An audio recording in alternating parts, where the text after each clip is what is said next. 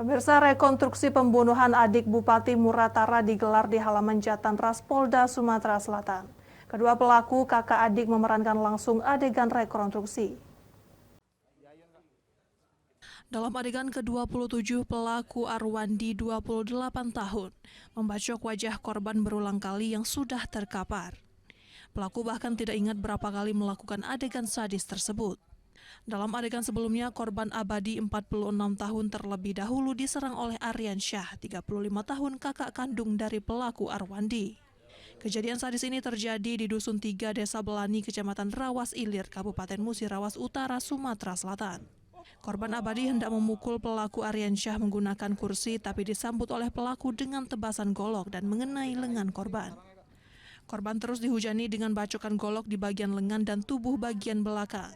Saat itu korban berusaha merangkul pelaku, namun korban mendapat tusukan di bagian perut. Korban akhirnya terjatuh setelah mendapat bacokan di bagian pundak hingga gagang golok terlepas. Dan saat itulah pelaku Arwandi membacok wajah korban. Total ada 29 adegan rekon pembunuhan Abadi, adik kandung Bupati Muratara, Sumatera Selatan.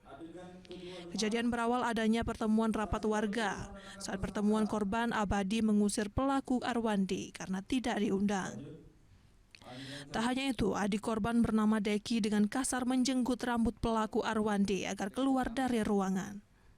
Pelaku Arwandi kemudian menendang dan mendorong Deki dengan menjenggut rambutnya lalu pergi meninggalkan ruangan. Arwandi pergi dan melaporkan kejadian tersebut kepada kakaknya, Aryan Syah. Kakak adik ini kemudian mendatangi lokasi rapat sambil menendang kursi berteriak memanggil adik korban. Dari sini mulai terjadi keributan. Deki berusaha memukul menggunakan kursi sehingga Aryan Syah berlari mengambil golok di dalam mobil dan menyerang balik. Deki adik korban terluka di bagian jari hingga terputus dan lari meminta pertolongan. Saat itulah korban Abadi datang dan diserang kedua pelaku. Ya nggak apa-apa, itu kan keterangan dari tersangka dengan saksi-saksi lain kan ada kewenangan hak masing-masing mereka. Jadi kami tetap dengan alur penyidikan yang ada.